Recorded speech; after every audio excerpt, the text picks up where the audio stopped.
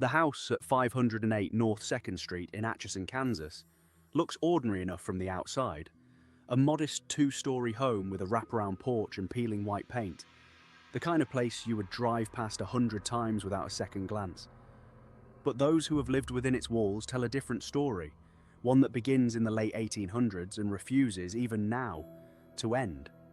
The land itself carries an old and troubled history. Long before the house stood there, the ground beneath Atchison was said to be a place of unrest, and when the home was finally built, it seemed to inherit whatever restless energy had settled into the soil. For decades, the house passed quietly between owners, its early years lost to time, until the Peterson family moved in and the stories began in earnest. According to the accounts most often repeated, a doctor once used part of the home as a private practice, treating patients from the surrounding farms and townships. Local legend holds that a young girl, but no, older than 6 or 7, was brought to him in desperate condition, suffering from appendicitis, and that despite his efforts, she died on the table before help could arrive. Her name, the story goes, was Sallie. It is a legend without solid documentation, no birth certificate, no death record ever conclusively tied to the house. And yet the name stuck, and so did she. It was in the 1990s that the haunting became impossible to ignore. Tony and Deborah Pickman moved into the house with their young family, unaware of what waited for them. At first it was small things, cold spots that had no explanation, doors that swung shut on their own, the sound of a child crying somewhere in the empty rooms upstairs. Deborah began to feel a presence following her from room to room, a weight in the air that pressed against her chest and made it hard to breathe. Then the scratches began. Tony was the first to notice them, thin red lines rising across his skin as if unseen fingernails had raked down his arms and back while he slept. There was no explanation, no injury he could recall, only the marks themselves, appearing in the night and vanishing within days. His family and friends saw them too, and no one could explain how they got there. The activity did not stay confined to Tony. Objects moved through the house with a will of their own. A rocking chair in the corner of the living room would rock gently by itself, as though someone unseen had just risen from it. Toys that belonged to the children were found rearranged in careful, deliberate patterns, small wooden blocks stacked into towers no child could have built.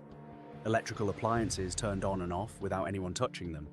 Televisions flickering to static in the dead of night, lights flaring bright and then dying just as suddenly.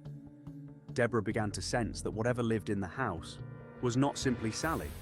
She described feeling watched by something older, something with a colder and more deliberate intelligence, an entity that seemed to use the identity of a grieving little girl as a kind of mask. Psychics who visited the property in later years echoed this feeling, describing not one presence but several, layered on top of each other like sediment, with something darker moving beneath the surface of the innocent child spirit the house was named for. Word of the haunting spread beyond Atchison, and paranormal investigators began arriving from across the country, drawn by stories that seemed too consistent, too well corroborated to dismiss outright. Many of them left with their own scratches, their own recordings of disembodied whispers captured on tape, when the house had been empty and silent. Electronic voice phenomena recordings, played back later, revealed what sounded like a small voice repeating simple words, sometimes playful, sometimes pleading. One particularly unsettling recording seemed to capture something answering questions it should never have been able to hear, responding to unspoken thoughts rather than words actually spoken aloud. Not every investigator who entered the house left afraid. Some described a mischievous, almost childlike energy, footsteps running up and down the stairs when no one else was present, giggling caught faintly on audio equipment, small cold hands seeming to tug at sleeves and hair. It was this duality that made the Sallie House so unsettling, the sense that whatever haunted the property could shift without warning from playful to violent, from a lonely child seeking attention to something far less innocent testing the patience of the living. The Pickmans eventually could not endure it any longer. The scratches on Tony's body grew more frequent and more severe. The fear in the household became a constant companion, and the family made the difficult decision to leave the house behind, rather than risk staying another night beneath its roof. They were not the last. Subsequent owners and renters told similar stories. Cold spots that never warm no matter the season. Objects vanishing only to reappear in places already searched. The persistent sensation of being watched from the top of the stairs. Skeptics have long pointed out that no historical record definitively proves a child named Sallie ever lived or died in that house.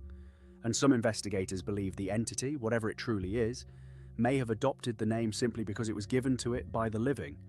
A story that took on its own power the more it was told and retold.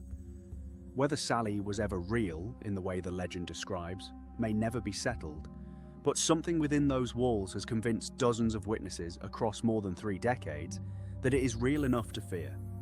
Today, the Sallie House still stands on North 2nd Street, occasionally open to paranormal tour groups and investigators willing to spend a night inside. Those who go in search of answers rarely leave with certainty, only with their own stories to add to the pile, their own unexplained scratches, their own recordings of a small voice in an empty room. The house keeps its secrets close, offering just enough to keep the legend alive, and never quite enough to let anyone rest easy once the lights go out and the old wooden stairs begin ever so faintly to creak beneath the weight of something that should not be there.